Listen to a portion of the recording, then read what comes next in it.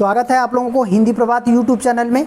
अब आप लोग जो है एनटीपीसी और दरोगा के लिए प्रैक्टिस सेट जो है काफ़ी महत्वपूर्ण क्वेश्चनों का देखेंगे, जो अब तक आए हुए कई एग्ज़ामों में, यहाँ तक कि यूपी पीसीएस और पीसीएस जे आरओ तथा अन्य एग्ज़ामों में भी जो है यह क्वेश्चन आया है। आने वाली बहुत सारी वैकेंसियों में काफ़ी इंपॉर्टेंट होगा।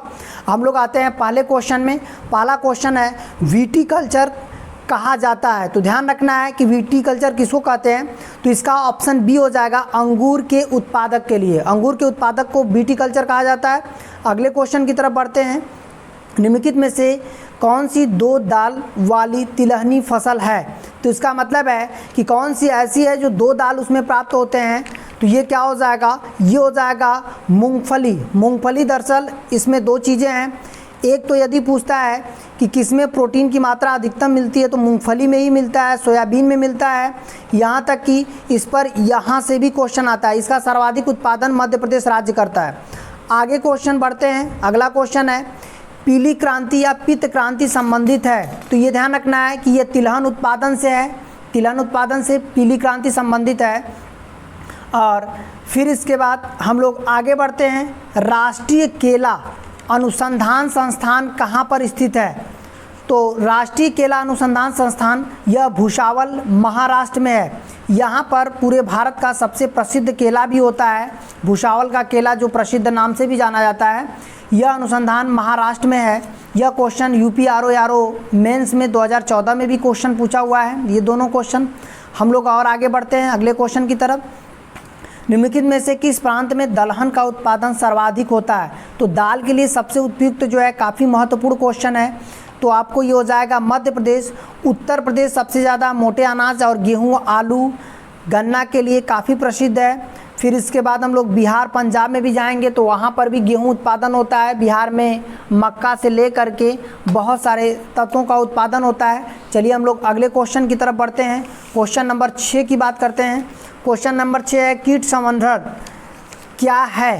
तो ये ध्यान रखिएगा, ये हो जाएगा कीटों की वृद्धि करने का विज्ञान है। यही आपका सही आंसर होगा, कीटों की वृद्धि करने का विज्ञान।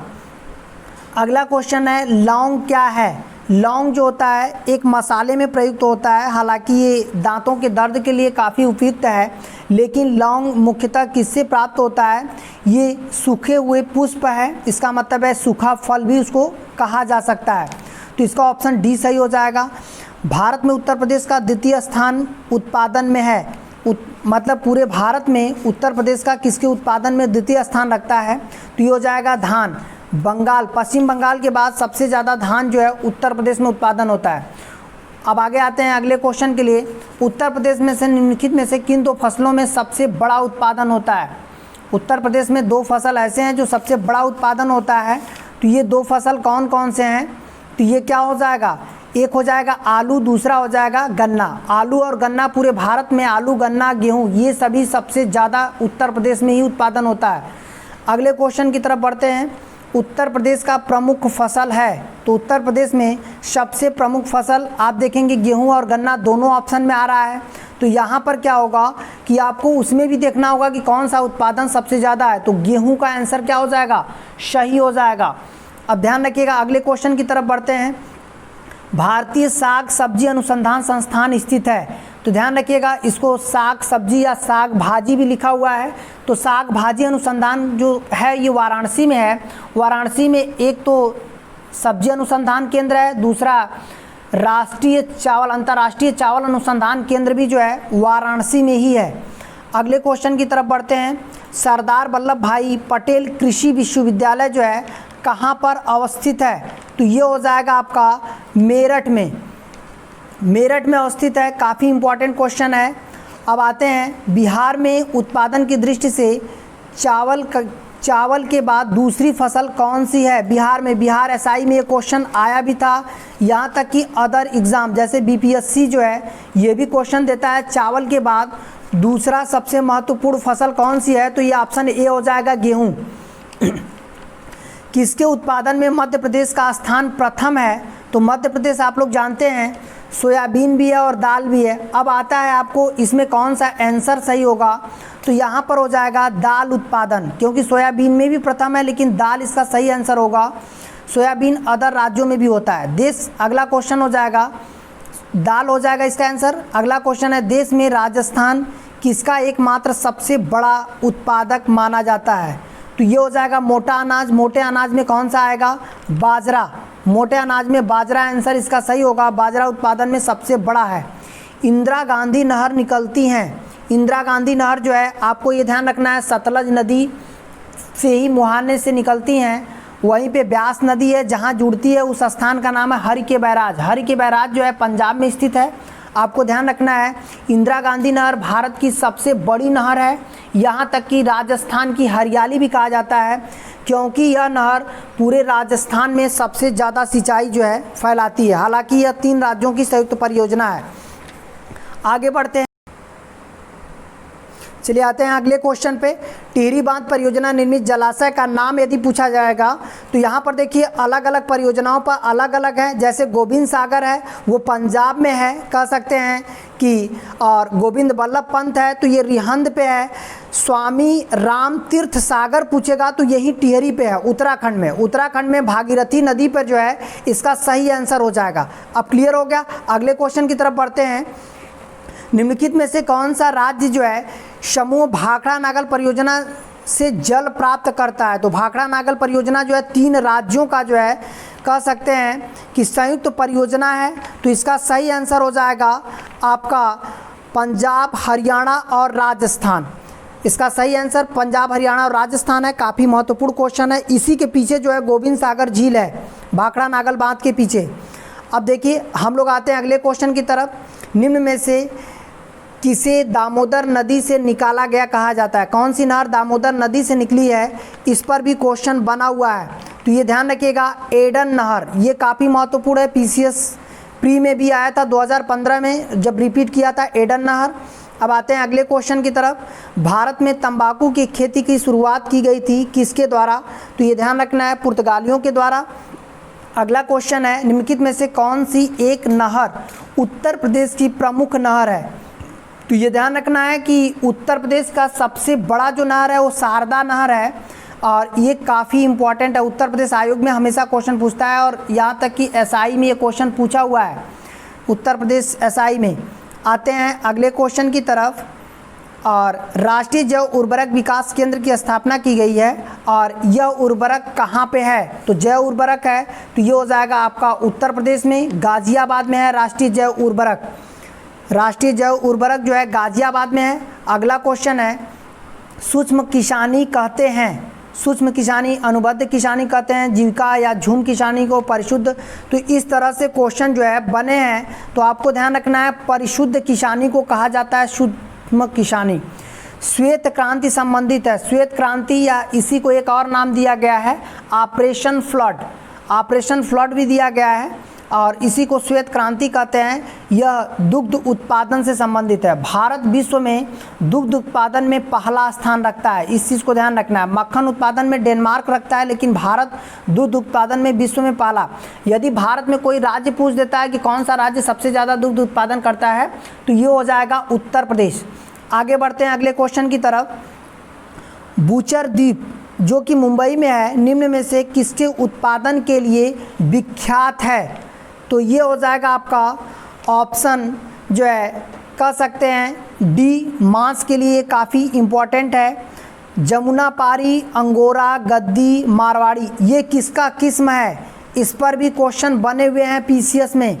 तो आपको ये ध्यान रखना है कि ये हो जाएगा बकरियों की एक नस्ल है जमुनापारी, जो पश्चिम उत्तर प्रदेश में, उधर गद्दी यदि हैं तो जम्मू कश्मीर या उत्तर भारत की तरफ बढ़ते चले जाएंगे पहाड़ी क्षेत्रों में।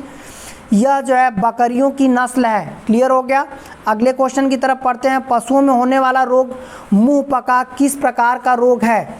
तो मुंह पका जो है क्वेश्चन इस पर बना हुआ है, ये वायरस जनित रोग है। मतलब ये यदि किसी एक पशु को हो जाता है तो यह दूसरे पशु में भी ट्रांसफ़र हो सकता है, वायरस जनित रोग है।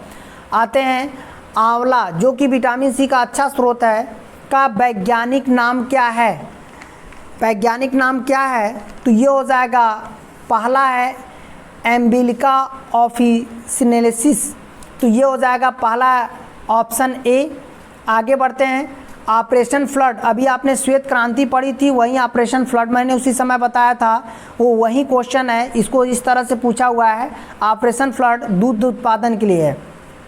मुर्रा, भदावरी, नागपुरी और सुरती, ये जो है ये किसकी जो है नस्ल है? तो ये क्या हो जाएगा, ये आपका भैंस की नस्ल है। भैंस की नस्ल में मुर्रा, भदावरी, नागपुरी और सुरती आते हैं। अगले क्वेश्चन की तरफ बढ़ते हैं कि कौन सा सुमिलित नहीं है। तो आपको ये ध्यान रखना है, क्वेश्चन नंबर 31 में आपका सही आंसर जो है ट्रिटिकेल अम्बेल यही होगा, बाकी सभी जो है सुमिलित हैं। आगे बढ़ते हैं, उत्तर प्रदेश कृषि अनुसंधान परिषद स्थित है। उत्तर प्रदेश में जो कृषि अनुसंधान संस्थान या परिषद है वो कहाँ पे है? लखनऊ में है। वर्ष भर बोई जाने वाली फसल कौन सी है? जो पूरे वर्ष भर बोई जाती है, इसका मतलब है इस पर भी क्वेश्चन बना है। ये वर्ष भर बोई जाने वाली जो फसल है ये मक्का है। आते हैं करनाल ब्रंट। करनाल ब्रंट एक बीमारी है, वो किसकी बीमारी है? तो ये क्या हो जाएगा इसका सही आंसर? गेहूं की यह बीमारी है। गेहूं में ये पाया जाता है, गेहूं की झुर्रियाँ पड़ जाते हैं। पीताम्बरी, पीताम्बरी एक प्रजाति है, ये क्वेश्चन लोअर में काफ़ी इंपॉर्टेंट और महत्वपूर्ण था।